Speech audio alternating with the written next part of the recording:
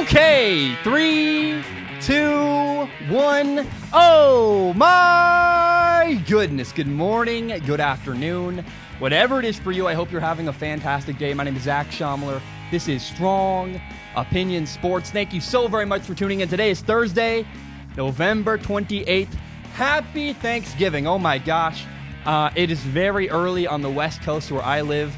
And man, I'm so excited for today. I got a great plan today. This morning, right now, it's very early in the morning. I'm recording Strong Opinion Sports. Then I'm going to go to my family's house. I'm going to go chill. I'm going to go watch football. And I'm going to prepare and keep preparing Ask Zach. Tonight, I'm recording Ask Zach episode 1. It's a Patreon-supported episode. I'll answer all the questions from Patreon, as many as I can. So far, I got a bunch compiled already. It's awesome. I cannot wait for that episode. I'm recording that after dinner, after family dinner tonight. I hope you're doing well. I hope you're having a great Thanksgiving. I am personally. A lot of people are like, well, Zach, why are you working on Thanksgiving? Why are you doing? Because I love it. I love my job. And I'll be honest, I really think that a lot of people are taking the day off. For me, I'm like, no. To me, this doesn't work. This is my passion, my dream. This is what I love to do. If it gives me an edge on competitors, great. But really, I'm recording today because this is what I want to do. I want to talk about college football. I want to talk about the NBA. I want to talk about stuff. I enjoy my job. It's the best thing in the world, and so I'm happy to be here. I hope you're having a great day. I want to start today with this. There's a narrative I have noticed recently among New York Giants fans that Giants fans want their team to fire their head coach, Pat Shurmur.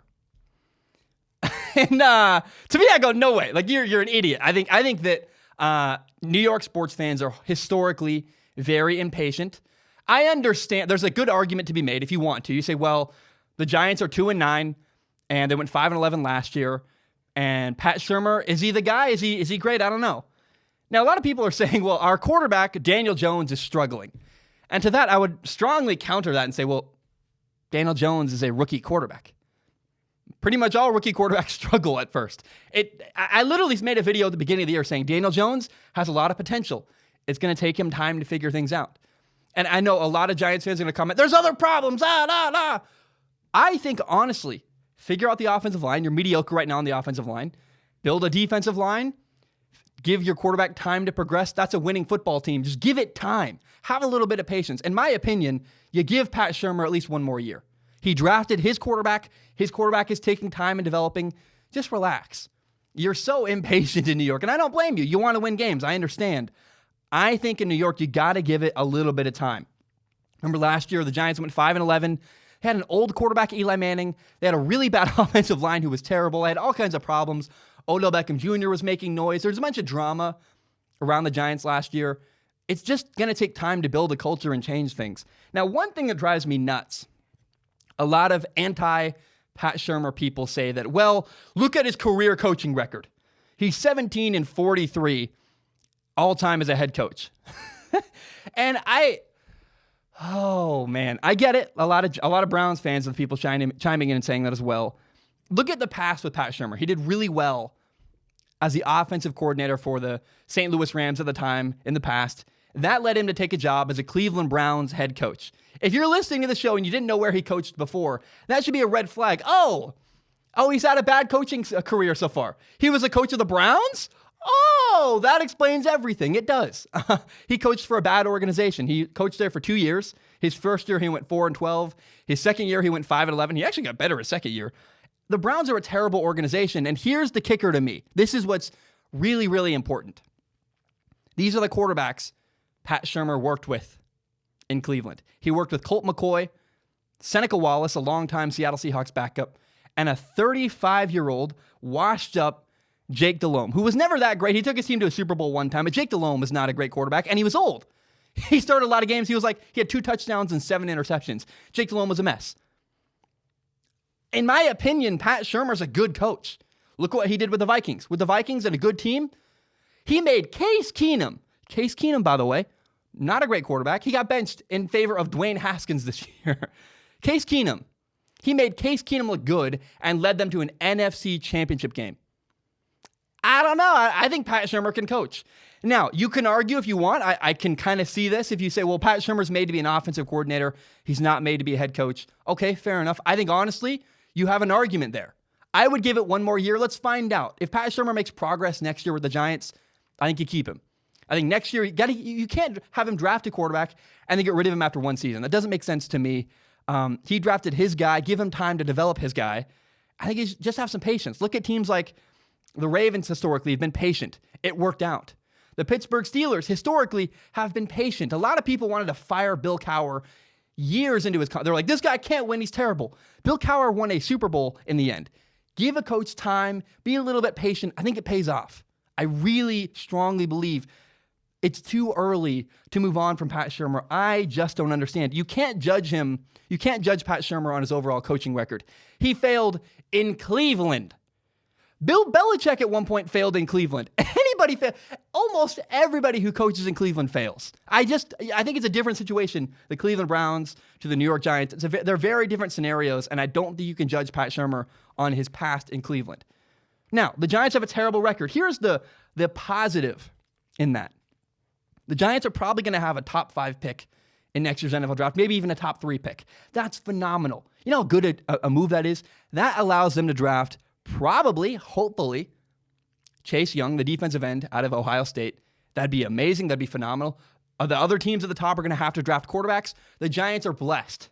They have their quarterback situation figured out. They don't need to draft a quarterback. They can focus on, hey, we got to build our offensive line and our defensive line. Right now, their offensive line is not terrible. They're also not great. I think they could really use another player or two. They're mediocre, in my opinion. If I'm the general manager of the Giants, here's what I would do. I know I'm not, but my philosophy is build your offensive line, or get a quarterback, and build your offensive line and your defensive line. Look at what the 49ers have done.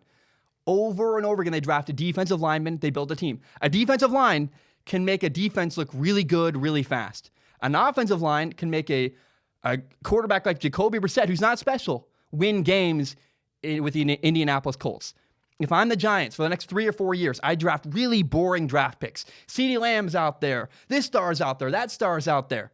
Draft offensive linemen. I know Dave Gettleman already picked Saquon Barkley instead of Quentin Nelson. We've seen a history. Maybe they won't do that. But if I'm the Giants, I say, look, you got a great running back, Saquon Barkley.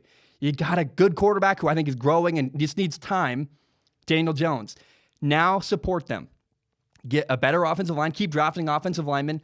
And then draft defensive linemen. If the Giants can draft Chase Young and then follow it up the next year with another defensive lineman, oh my gosh, that's scary. That's horrifying. Chase Young, or if you can sign somebody in go get Eric Armstead in free agency. Do something, right?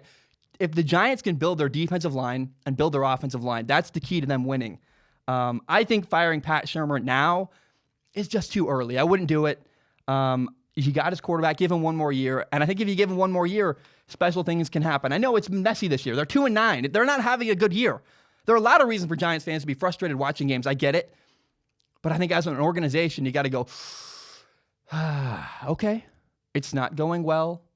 Let's just be patient a little bit. Give it one more year for Pat Shurmur to try to figure things out and make some progress as the head coach of the New York Giants. There's a cool story I want to share. This will not be a video breakout. It's a podcast exclusive, we'll call it. Greg Roman, this is a fun story to me. Greg Roman is the offensive coordinator of the Baltimore Ravens. He's kind of the genius mastermind behind embracing Lamar Jackson and building an offense around him.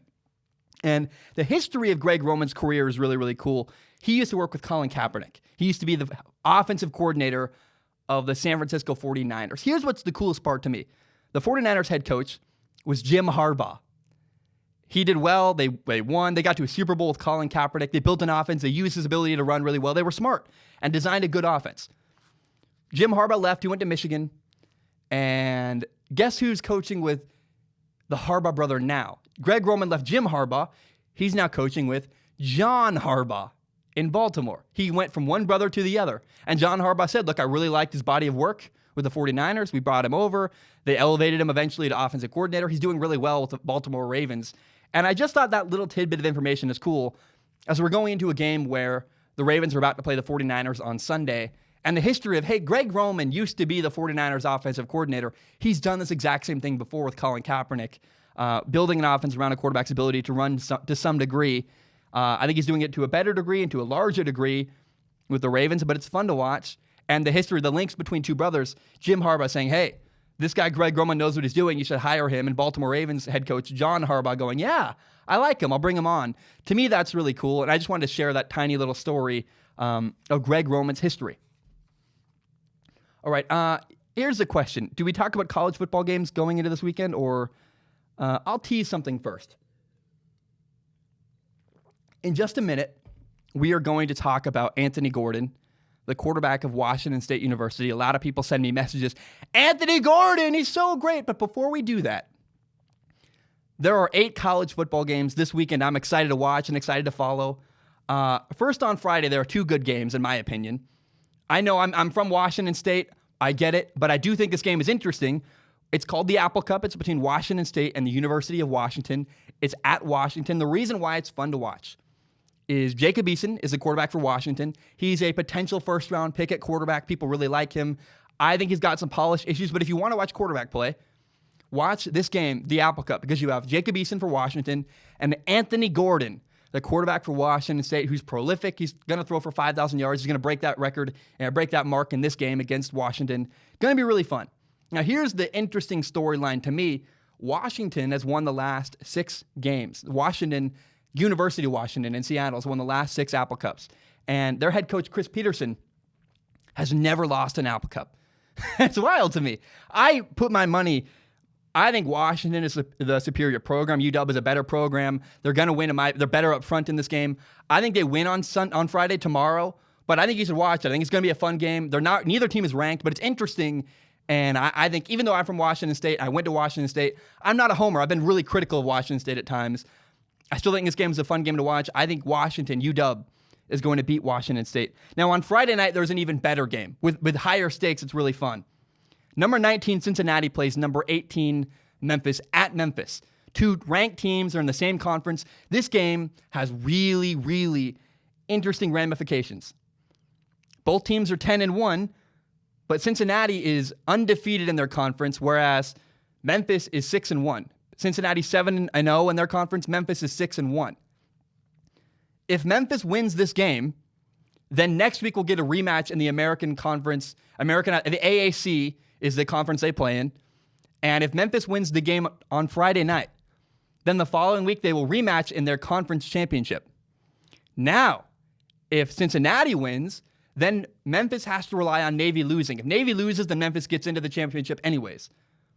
But it's very interesting. Memphis is playing, if they win, they play again for the conference championship. If Cincinnati wins, then Memphis' fate rests on the fate of what Navy does on Saturday. Really interesting to me. I think if you watch this game, I recommend it actually. If you're free on Friday night, I think this game is going to be phenomenal. Back and forth, dramatic, fun football with 2 ranked teams. I really like Luke Fickell, the head coach of Cincinnati. Their only loss at Cincinnati, by the way. They lost to Ohio State, the number 1 team in the nation. I don't blame them there. Cincinnati's a really good football team. And oddly enough, they're ranked behind Memphis, which is really weird to me. I think you should watch Cincinnati at Memphis on Friday night. Going to be a great football game. Now on Saturday, first of all, we have number 1 Ohio State at number 13 Michigan. Oh my goodness. Ohio State's undefeated. Michigan is 9-2. They struggled early. They've really bounced back and put together a great year. I think it's possible Michigan wins this game. Pay attention to this game. Ohio State's quarterback, Justin Fields, his left hand is injured. He fumbled a couple times last week. They struggled, quote unquote. They only beat Penn State by 11 points. But it was the first time we've seen Ohio State have any kind of weakness was last weekend against Penn State. If I'm you, I watch Ohio State, Michigan. It's at Michigan, at the Big House. It's going to be really fun. Watch Ohio State at Michigan. Now, number 5, Alabama at number 15, Auburn at Auburn. Oh, man. Here's the question for this game to me. How good is Alabama's backup quarterback, Mac Jones? He got elevated to the starter because Tua got hurt. Oh, my gosh. The one thing I can't wait to watch. It's going to be a good football game. I like good football. But really the key to me is how good is Mac Jones? Can he beat Auburn? Can he make big-time throws downfield? And if Alabama somehow does get elevated to the number 4 spot and makes it into the college football playoff, how good is Mac Jones? Can he win a game? Can he play well in a college football playoff game? His audition is Saturday against Auburn. We also have number 12 Wisconsin at number 8, Minnesota, the battle of the border. I lived in Minnesota for a while as a kid. There's always a fun rivalry between, literally people just talk crap about Wisconsin. If you live in Minnesota, oh, those dumb Wisconsinites. There's a fun rivalry between these two states. They're friendly, they're in the Midwest, but there is a real rivalry between these two states anyways. It's a border battle. Minnesota's got this great passing game. I love their quarterback, Tanner Morgan. Wisconsin's got a heavy running game. I love their running back, Jonathan Taylor. And it's going to be a fun battle. Basically, to me, the winner of this game is going to play for the Rose Bowl because the winner of this game advances to the Big Ten championship game. And then you'll play Ohio State. You'll likely get murdered. And then the loser of the Big Ten championship game will get lowered down into the Rose Bowl because Ohio State's going to advance on to the college football playoff. So to me, Minnesota, they're 7-1 in conference. Wisconsin is 6-2. Watch this game. It's at Minnesota. The crowd's going to be crazy in the Twin Cities and Minneapolis. I cannot wait to watch. I'm excited to see what happens. I think Wisconsin really could win this game. It's really going to matter how much does the crowd show up? Do they elevate their team the same way they did against Penn State earlier this year? If I'm you, man, there's so much good football on Saturday, man. Auburn, Alabama, this game, another border battle, Wisconsin and Minnesota, Ohio State, Michigan, man, I'm just so pumped. Now, if you're a Bengals fan listening to this podcast, I recommend you watch Texas A&M at number 2 LSU. Watch to see potentially your future quarterback, Joe Burrow, face off against a pretty solid Texas A&M team and a solid Texas A&M defense. If you want to watch this game, the one reason to watch Texas A&M at LSU is because you want to watch probably a future Heisman winner and potential number 1 overall pick, Joe Burrow, play against a solid SEC defense. Now, the next game I want to talk about is number 23, Iowa State at Kansas State. Here's the thing. This is just a quality game. These are two quality programs. They're both 7-4. Iowa State's ranked. They're number 23 in the nation.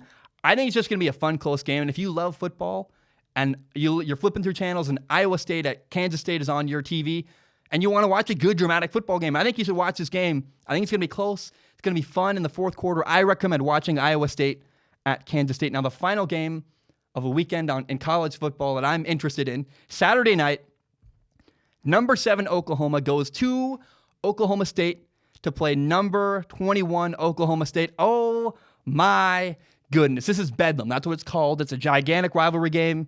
You got Tua. Whoa, what am I talking about? You got Jalen Hurts, the quarterback of Oklahoma. I like his arm. He's really good running the football. You got a good rushing attack with Oklahoma. CeeDee Lamb is coming back, their top receiver. And at Oklahoma State, you have Chuba Hubbard, who leads the nation in rushing. He can run like the Dickens. I think it's going to be a fun game. Really, rushing the football is going to be the key and really fun to watch. It's a Saturday night game. I hope it's close in the fourth quarter. Oklahoma at Oklahoma State. Bedlam. It's going to be fun, man. A lot of great games this weekend. I can't wait to watch them, and we'll talk about them later down the road. I just am so excited for a wonderful weekend of college football. Okay, let's shift gears now. Let's talk about Anthony Gordon. I'm going to drink some water first. When you watch college football and you look from an NFL perspective, everybody is always looking for the next Tom Brady. Who is that one quarterback everybody seems to be overlooking? Everyone's like looking for, where's that diamond in the rough? Where's the guy who's going to show up out of nowhere? Last year in the NFL draft, it was Washington State quarterback Gardner Minshew. I was a big believer of him. You can watch I did a film analysis of him in college. I said, this guy is going to be an NFL player. He's really good. I believe in him. I met Gardner Minshew. I was really close to the Washington State program. I worked there. I went to school there. I know Washington State pretty well. I've met the guys there. And I was a big believer in Gardner Minshew. Now, 2 quarterbacks ago was Luke Falk. Didn't believe in him. Now, everybody's sending me messages, Anthony Gordon, Well, Anthony Gordon leads the nation in passing. He has 4,920 yards. That's pretty good. I mean, I can acknowledge, hey, dude, you're killing it. That's amazing. He's gonna pass 5,000 yards on Friday against University of Washington, and I can acknowledge that's phenomenal. And you look at Joe Burrow, who is the second leading passer in the nation. He has only 4,014 yards. So, Anthony Gordon has almost 1,000 more yards than him. He just barely broke 4,000. Anthony Gordon is about to break 5,000. But here's the kicker. Here's the thing that nobody seems to acknowledge. Anthony Gordon has thrown the ball 585 times this year. Joe Burrow, how many times has Joe Burrow thrown the ball? 369. Anthony Gordon has more than 200 attempts throwing the ball more than the next leading passer in the nation. Anthony Gordon's stats are massively inflated because of the offense he runs. He plays for Mike Leach. He plays in the air raid offense. He throws about 60 to 70 times a game.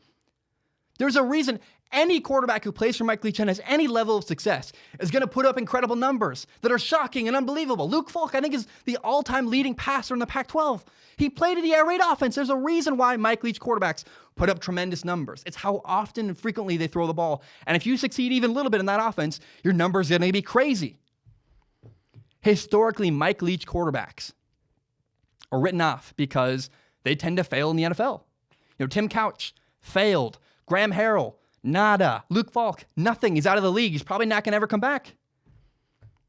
There's only one quarterback that's ever had success from a Mike Leach offense. It's Gardner Minshew. Plays for the Jaguars, did really well earlier this year. But here's the thing, Gardner Minshew played for Mike Leach for 1 year. He also he played for 4 other teams. He was around a lot of other offenses. He did a 5-step drop. He did a 7-step drop. He could work under center. He could play quarterback in more than just one system and play successfully. And Gardner Minshew is an incredible outlier.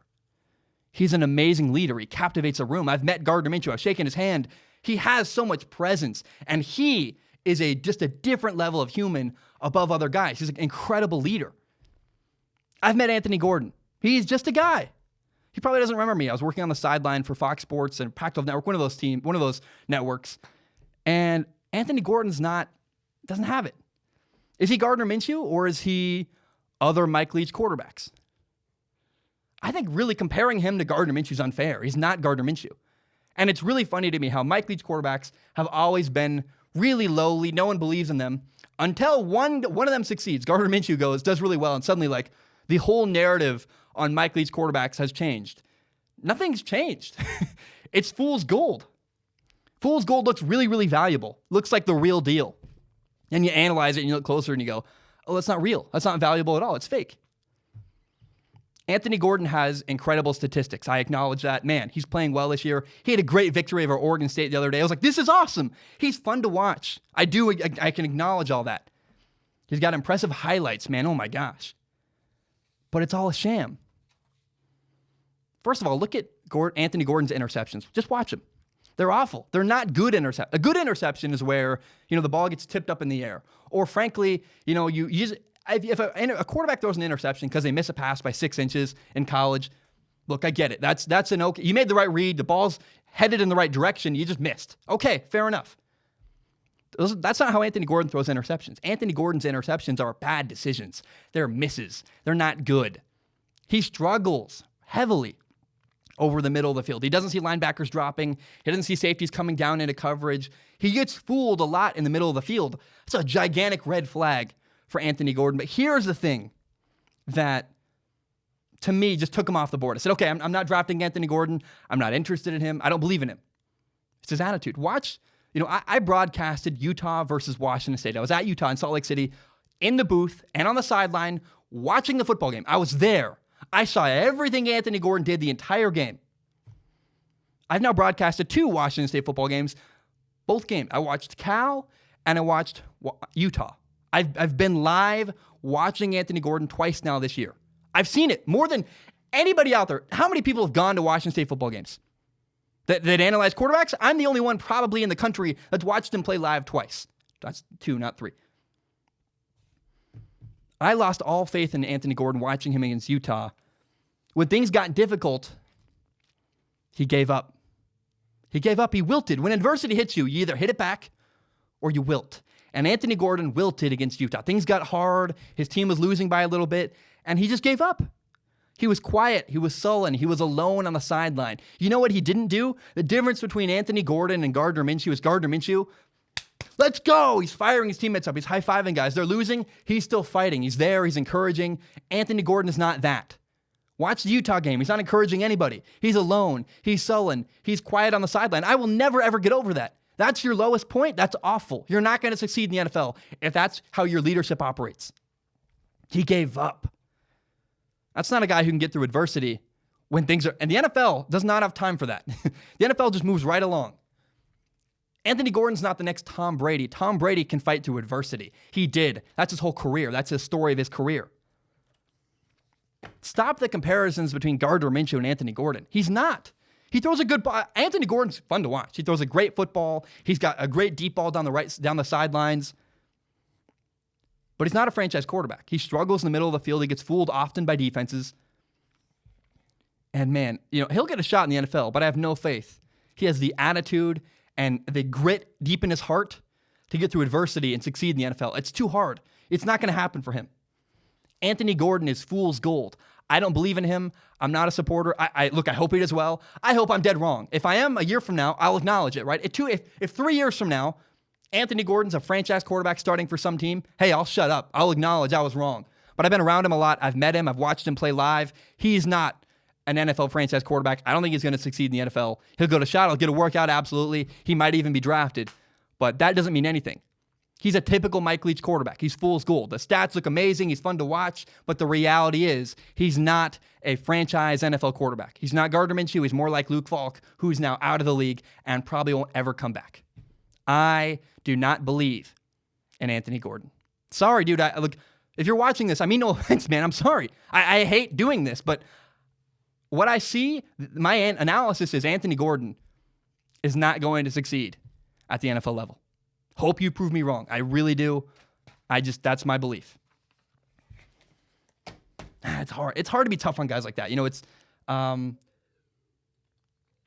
It's inherently personal because, if someone says Zach Schaumler's going to fail as a broadcaster, you're dang right. That hurts me. I don't like that. It makes me dig deep inside and fight harder. And I hope Anthony Gordon does the same thing.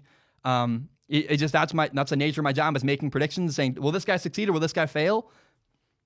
I think he's going to fail. But I don't, I hope I'm wrong. That's the job. You make predictions.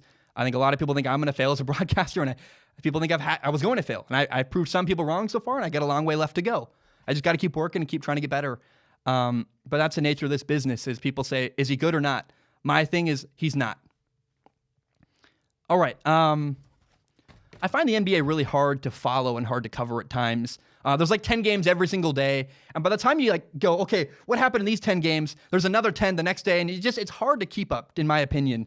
And so here's my answer to that. Here's how I'm going to follow the NBA this year through February. Once February hits and the NFL is over, then we'll start following the NBA a little bit differently. But for the next, couple months, once a week, I'm going to check in on the NBA, what's going on in the NBA. I'll try to do it every Wednesday night. I'll wait till the games are over, then record a podcast at 11 o'clock at night.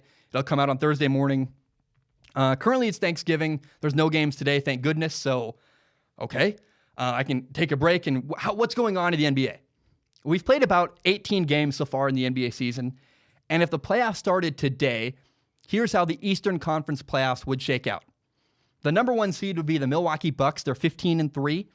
Number 2, you have the Boston Celtics. They're 13-4. The Raptors are also 13-4. The Miami Heat, number 4, they're 12-5. The 76ers are 12-6. The Pacers are 11-6. The Brooklyn Nets are 9-9. And the number 8 seed right now, if the playoffs started today, would be the Orlando Magic at 7-10. Here's what's interesting to me. Last in the NBA Eastern Conference are the New York Knicks and the Atlanta Hawks. They are 4-14. We'll get into them in a minute. But first, I want to say that I feel really sad for the Washington Wizards. I do. They're 6-10. They're 9th in the East. They're on the cusp of being a playoff team. And man, Bradley Beal, they just signed him into a big contract. He's averaging 30 points a game. He's playing phenomenal. But they have no John Wall. Their star player. They pay John Wall $38 million a year. He tore his Achilles last year. He missed the rest of last year after December. He's not going to play at all this year. And by the time he comes back next year, John Wall will be 30 years old. He's making $38 million a year to do nothing, and I think it's crippling the Wizards, and I feel bad for them. I really think that it's sad that John Wall's career has never been what I really kind of wanted it to be as a number 1 overall pick, and just never really, he's been solid, just never really delivered, and I think it's crippling that Wizards franchise, and it's just sad, because they're a team that's on the cusp. They just need one more star player, and their star player is missing time, and I don't know that he's going to return the same. He tore his Achilles, which is hard to return from. He's getting older. He's over 30. He'll be over 30 by the time he comes back. Disappointing for the Wizards. Now, the top 5 leading scorers, these are the top 5 leading scorers right now in the NBA. You have James Harden scoring 37 points per game. Number 2, you have Giannis, who's got 31 points per game. That's awesome. His team is number 1 in the East, the Milwaukee Bucks. I hope it stays that way. I'm curious if Giannis can take his team even farther this year. But hey, good for him. That's awesome. The third leading scorer is the big surprise to me that I want to get into in a minute. It's Luka Doncic. He's averaging 30 points per game. Awesome, man. I really have enjoyed watching him this year. The fourth leading scorer is Bradley Beal. He's got 29 points per game. And then Damian Lillard with the Portland Trailblazers is averaging 27 points per game. Those are the 5 leading scorers right now in the NBA. I want to talk, though, we'll get into all those guys and talk about their years and how it's going. It's funny seeing the Atlanta Hawks struggle. They're 4-14. They're last in the Eastern Conference. And,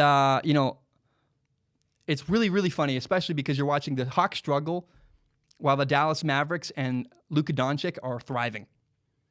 The Hawks drafted Luka, and then they traded him away for Trae Young. Now, Trae Young is doing great. Trae Young's phenomenal. He's averaging 26 points per game. That makes me incredibly happy. I've always wanted Trae Young to succeed.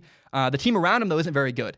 Now, what's weird is Trae Young's good, probably going to be he's going to be an all-star. We can all acknowledge he's going to be a superstar in the making. But the even bigger star right now is Luka Doncic, and he looks like not just, all my friends that play college basketball are saying Trae Young's good. Luka is like generational next level talent. He's phenomenal. He's 20 years old. He's third in the league in points per game. He's averaging, what is that I said a minute ago? He's averaging 30 points per game. Luka is. That's unbelievable. And here's what's funny. The Hawks drafted Luka number 3 overall, then traded him to the Dallas Mavericks. They had him on their team. They drafted him. And they didn't believe in him. They traded him away for Trae Young. Don't blame him. Trae Young has been great. But man, it's just funny that the Hawks had him. They're last in the Eastern Conference, and they had one of the best young players in the league on their team and decided to move on from him.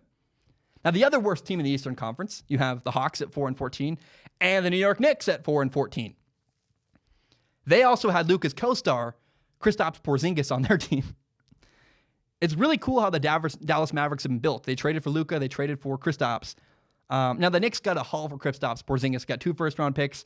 They got Dennis Smith Jr. They got DeAndre Jordan. And Kristaps had injury concerns. He really, in fact, right now, his status is day-to-day. I don't blame the Knicks for saying we don't really believe in Kristaps because we don't know he's that big of a star. He's had injury problems. We don't want to deal with it. And right now he's only averaging, I say only, still solid, 18 points per game. But again, all my friends that played college basketball that watched Kristaps Porzingis say, yeah, the Knicks were wrong. They missed out on a guy. They didn't see his potential, and the potential's there. And so it's just interesting to me that, the Mavericks have these 2 young stars, Kristaps and Luka. And the teams that traded those players away are both 4-14 right now. It's just interesting to me. It's a funny storyline to follow. Now, I think the Hawks are in a good shape, the good position for the future. They have Trae Young. They got to build around Trae Young. It's not Trae Young's fault that his team is 4-14, but I just thought, hey, that's a funny number that's interesting. I want to talk about that. Now, the Boston Celtics are 13-4. Their star point guard from last year, Kyrie Irving, went to the Brooklyn Nets. He said, I'm done. I'm leaving. On Wednesday, the Boston Celtics beat the Nets 121-110. Bam, they said, hey, we won. You took Kyrie. Kyrie, by the way, didn't play. He has a shoulder injury. He's out. And even more fun is the Celtics replacement point guard, Kemba Walker, the guy that replaced Kyrie Irving, had 39 points against Kyrie's new team, and Kyrie didn't play. To me, that's just a fun rivalry between the Nets and the Celtics. I just want to. It's New York and Boston. It's just cool to me. I can't wait to watch how that rivalry develops throughout the year. Kyrie versus Boston, New York versus Boston, Boston versus New York. To me, like if you're a lover of stories, man, that's a story that's phenomenal that I just think is great and really fun to follow. Now, here's an interesting little tidbit. Former 76er Jimmy Butler criticized his former teammates recently. Jimmy Butler said some of his former teammates didn't work as hard as him. He questions their reason for playing. Look, I get it. Some guys just want a paycheck. Hey, man, you want to get paid? Great, do it. But Jimmy Butler said not everyone on the Philadelphia 76ers, when he played there, shared the team's goal of winning a championship. Here's what's great now. The sweet irony of it. Jimmy Butler now plays for the Miami Heat. His team is 12-5. Right now, they're 4th in the Eastern Conference. I don't know if that'll stay that way. But the 76ers are behind the Heat. They're behind Jimmy Butler with a better roster, by the way. They're 12-6. Jimmy Butler's 4th. The 76ers are 5th. Jimmy Butler's played one fewer game, so who knows if they might be both 12-6 in the next day. But right now, it's just funny to watch. And the 76ers, man, they have a ton of stars. Joel Embiid, Ben Simmons, Al Horford, Tobias Harris, Josh Richardson. Star player after star player. All five of their starting five, are just star players. They're incredible. On paper, man, they're unbelievable. And I know we're only 17, 18 games into the year. But still, the expectations for the 76ers should be that they're going to be the top spot in the Eastern Conference. They're fifth right now. And right now, they're underachieving. They're not doing what everyone believes they should be doing. So if you're a 76ers fan, who knows? We're at the beginning of the year. There's plenty of time for them to correct things and get back to the top. But right now, they're a team that should be at the top of their conference, and they're not. Now, here's the other perspective on that. You can say, well, the 76ers are underachieving. Well, again, you would say it's the beginning of the year, and it's five stars who've never played together before really coming together and learning how to win together. Okay, fine. I think Al Horford's a great leader in that locker room. Josh Richardson brings really good defense. I am curious to see how the 76ers team evolves. We're going to do every week check-in with the NBA. What happens with the 76ers? Will they start raising up in the standings throughout the year? Every week we'll check in, and I'm hoping and curious to see, do the 76ers slowly and steadily move up with their spot in the Eastern Conference? That's what I'm excited to watch. Now, if the playoffs started today, the Western Conference would look like this. The number one seed right now would be the LA Lakers. They're 16-2. Wow. They're followed by the Nuggets, who are 13-3. The Clippers are 14-5. The Rockets are 12-6. The Dallas Mavericks are 11-6. They're number 6. The Dallas Mavericks are number 5 at 11-6. The Utah Jazz would be the 6th seed at 11-7. The Minnesota Timberwolves are 10-6, 10-8. They're the number 7 seed. And the number 8 seed, interestingly enough, would be the Phoenix Suns at 8-9. Man, the Phoenix Suns are an interesting young team, in my opinion. They have Ricky Rubio, Devin Booker, Kelly Oubre Jr., and they're seeded in the playoffs right now. The playoffs started today, and they haven't had their young star top pick DeAndre Ayton all year. DeAndre Ayton played one game this year, and then got in trouble for diuretics, which is usually something people use to make their pee differently, to pass a drug test. So DeAndre Ayton was suspended for 25 games. Now, personally, here's my weird, opinion on this, is that I think a 25-game suspension for a rookie player, it hurts, right? But also I think it's a blessing in disguise, because going from college basketball and then elevating to the NBA, you add 50 games a year to your legs. In college, you play 32 games a year. In the NBA, you play 82 games a year. That's hard on your knees and your joints. You're going every single night. You're flying to new places, man. That's tough. And I think missing 25 games for a rookie like center, DeAndre Ayton, I think that's honestly a blessing in disguise for their team. He'll show up fresh later in the year. That's really weirdly, but I think great for their team. He'll come back fresh. He'll be good. Now, here's what's interesting. In his one game he played this year, he had 18 points and 11 rebounds. The dude can play. He played in 33 minutes. Man, DeAndre Ayton can ball. He's there, and I think he'll come back later, be fresh. He'll add to that roster and make them even better. The Phoenix Suns, they're a young team. They're building something. They're not great. They're 8-9. They're not amazing. But right now they're the 8th seed in the Western Conference, and they're a rising team. I'm curious to watch how they fare throughout the rest of this year. Now, the Trailblazers, it's wild. They're 7-12. Right now, the Trailblazers, if the year started today, the Blazers wouldn't even make the Western Conference playoffs. Zach Collins got hurt. Yusuf Nurkic got hurt. And they were so desperate, they actually signed Carmelo Anthony, who's honestly been fun to watch. Carmelo Anthony, on Monday, he had 25 points against Chicago. On Wednesday, he had 19 points against the Oklahoma City Thunder. Carmelo Anthony's not a star player. But in my opinion, you watch, the dude can still contribute 18 points a night. He's not bad. He's solid. And he's really brought an interesting flair to that team. But here's the reality. It feels to me like Damian Lillard, the star of the Portland Trailblazers. He's the 5th leading scorer in the NBA right now. It feels to me like he's wasting the prime of his career in Portland. Now, you can never, ever accuse me of being a homer. I just made a topic where I said Anthony Gordon, the quarterback at my former college where I went to school, is not getting an NFL quarterback. And now I'm saying Damian Lillard should leave Portland. I live in the Portland metro area. Never, ever, ever accuse me of fandom or having a bias. I don't care. I love players. I love storylines. In my opinion, Damian Lillard should leave Portland. It pains me every year to watch a good player who I like, who's a good leader, struggle and not to underachieve every year when I really wish he'd be playing with a better group of players. I want to see Damian Lillard leave Portland. Go to a better team. Go get help. Go play at a better franchise. Portland is great for Lillard. They love him. It's cool, but I really think Damian Lillard underachieves every single year because he's in Portland. And it just makes me sad. He's embraced the city. He loves them. They love him. But I really think Damian Lillard is wasting the prime of his career staying with the Portland Trailblazers, and it just makes my heart sad. Now, the Lakers are 16-2. They're number 1 in the West, and LeBron is going for it, man. In November so far, he's been playing really, really hard. And it's weird because usually LeBron James kind of, he conserves his energy throughout the year and turns it up leading into the playoffs. No, he's been going really hard. There are only 2 losses of the year for the Lakers. They lost to the Clippers in the first game of the year, and later down the road, they lost to the Raptors. Anthony Davis is averaging 26 points per game. LeBron James is averaging 25. Both are top 2 in rebounds on their team. And oddly enough, man, I think that part of why the LeBron James is slowing down, is accelerating and playing so hard is because the Clippers are 14-5. They're number 3 in the West. And, the Clippers are 2.5 games behind the Lakers in the Western Conference. And they had Paul George out for a while. I think LeBron James said, well, Paul George is out. We're going to just extend that lead. I'm going to play really hard. We're going to get to a good spot. I think LeBron James is aware enough to say, hey, well, Paul George is out. We got to be the best team in LA, the most interesting, best team in Los Angeles. That, to me, is what LeBron James is doing. Now, the Clippers are only 3rd in the West, and they just got Paul George back.